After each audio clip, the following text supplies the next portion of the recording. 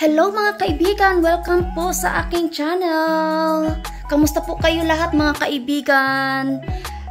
Good afternoon everyone! So, nandito po ako sa conservatory area mga kaibigan. So, mangunguha muna ako ng cucumber. Ito lang muna. Sobrang laki din to ng cucumber. And then, mayroon po isa dito. Siguro kunin ko lang po ito, mga kaibigan, ito. Pigtasin lang po natin to. Ayan. Ayan po yung cucumber.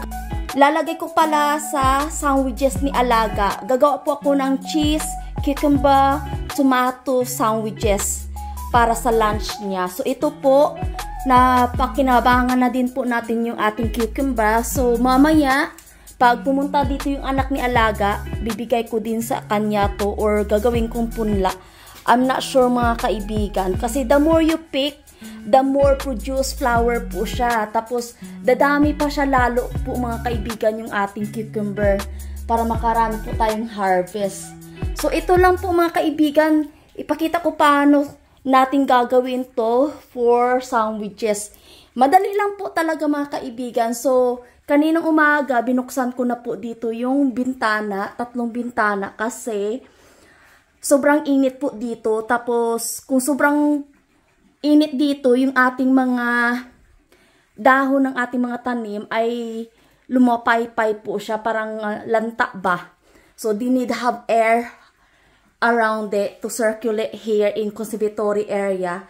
Yan lang po, wala akong masyadong tanim dito mga kaibigan. And then, after nagawa po natin yung ating sandwich for Alaga, doon naman po ako. Nakita nyo po, nagsindi na po ako doon ng apoy ng ating disposal charcoal barbecue.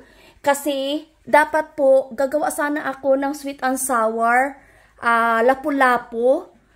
But, I realized, wala po tayong sweet chili pepper and also carrots na pang add-on doon. So, iihaw na lang po natin. So, ayan po mga kaibigan. Malapit na po matapos po yung apoy dyan. Once is gone, pwede na po tayo magluto ng inihaw na lapu-lapu. And then, some of this cucumber, gawin po natin ng sausawan po.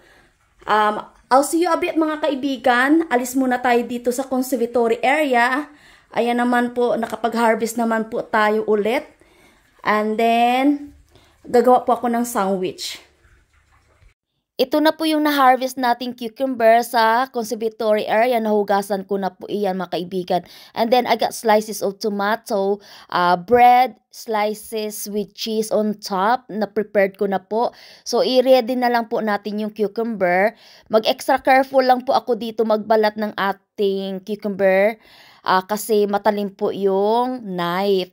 And then, pag tapos na po yung balatan yung cucumber mga kaibigan, slices thinly lang po. And then, i-direct po natin sa ating bread dyan na may cheese na on the top. Mabilisang paggawa lang po ito ng sandwiches mga kaibigan.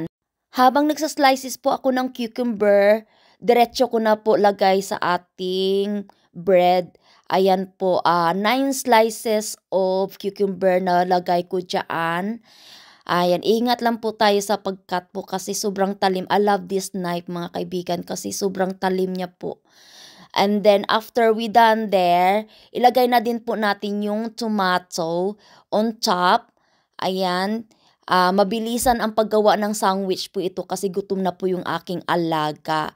After maglagay po ng tomato, ilagay naman din po natin yung kabilang bread na may butter na din. So, nalinisan ko na din po yung chopping board. So, ikat ko na lang po into triangle. Extra careful lang po sa pag set aside po ng ating sandwiches kasi yung filling or laman po na nilagay natin dyan, nagtatanggal po siya sa loob. So, extra careful lang po sa pag-plating. And then, after that, malinis na po. Ayan po, nalagay na po natin yung ating sandwiches sa plate. And ready to serve na po ito kay Alaga. Ito po yung ating sandwich na madali ang paggawa. So maraming salamat po mga kaibigan. Napakinabangan din natin yung ating cucumber. Ang tomato po ay binili ko na lang sa store kasi yung tomato nating tanim ay wala pang hinog. Ito na po tayo sa labas mga kaibigan. Ready na po yung ating ay! Nahulog pa. Ready na po yung ating isda.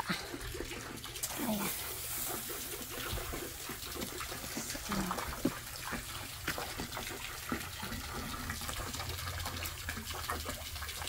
Ayan po, lutuin lang po natin yan mga kaibigan. Keep ayon mga kaibigan kasi marami po tayong pusa din dito. Ayan, hindi ko na po siya ginawang sweet and sour mga kaibigan kasi wala tayo palang yung mga ingredients. Kulang yung mga ingredients natin. The fish need to be cooked soon as possible po mga kaibigan. Kasi hindi ko nilagay sa freezer. Sa fridge ko na lang, hinugasan ko lang kagabi and then put in the fridge. Ayan po, luto muna tayo mga kaibigan. Abangan lang po natin. Dito po tayo mga kaibigan. Naglipat po tayo. Malapit po sa kitchen. Para mabantayan po natin yung ating isda. Ayan po.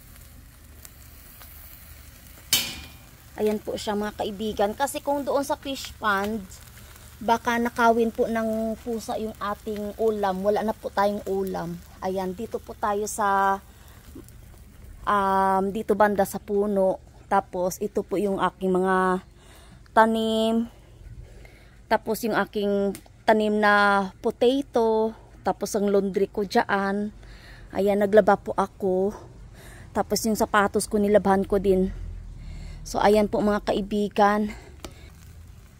Nilagyan ko lang pala ng magic sarap and then a little bit drop of salt.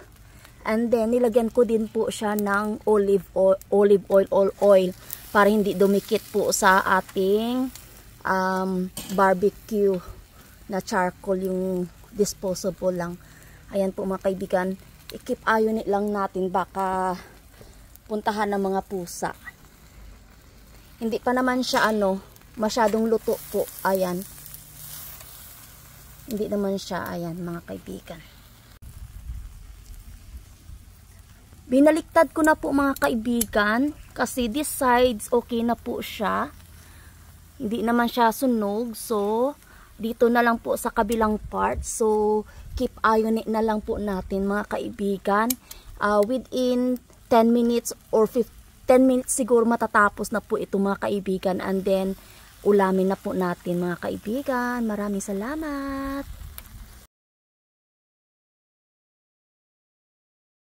Habang naghihintay po tayo maluto yung ating isda, gagawa muna ako ng dipping sauce. So yung mga ingredients na kailangan ko po ay half lemon juice lang. Tapos mayroon po akong isang red chilies diyan. Chinap ko na din po finely, maliliit lang din. And then mayroon po akong natirang cucumber na ginamit ko po sa sandwiches ni Alaga. I-cut to chop ko na lang din po yan ng maliliit. Kaso lang kinulang ako dyan mga kaibigan. So yan lang muna na na-chop ko. Ilalagay dyan sa ating paglalagyan ng sauce. And then mayroon po akong natira ding tomato dyan sa ginawa nating sandwiches ni Alaga. So gusto ko po sa tomato walang buto-buto o seeds. Yan, seeds. Tinanggal ko po yung seeds. Pati yung isa din po, tanggalin na muna natin yan. Tapos i-cut slices lang po natin. And then ilagay po natin sa ating maliit na bowl. Ayan po mga kaibigan. And then ang ginawa ko po mga kaibigan, kumuha pa ako dyan ng another hati ng cucumber, tapos nagbalat din po ako dyan, binalatan ko muna dyan kasi nakulangan po ako ng cucumber. Gusto ko po maraming cucumber po sa dyan sa aking maliit na sauce bowl. So, ayan po, na-slice ko na po mga kaibigan, and then ilagay na lang muna natin dyan sa ating paglalagyan. So, ayan po mga kaibigan. Maraming cucumber. Masarap kasi mga kaibigan pag ayan po yung dipping sauce mo. So, ayan po, malinis na po yung ating paglalagyan. And then, may sukang maasim po ako dyan, dato puti. May mga sili na din po iyan mga kaibigan.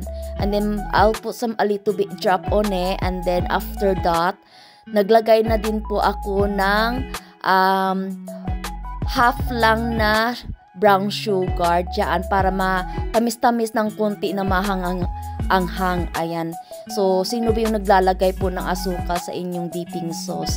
Ayan, parang nagpikling cucumber na din po ako mga kaibigan. Masarap po siya. Lumabas na po ako mga kaibigan, kinuha ko lang yung ating isda, ayan, naka-plating na po siya. And then, naglagay na po ako ng slices of tomato, ang cucumber dyan sa gilid. And of course, yung ginawa nating sausawan.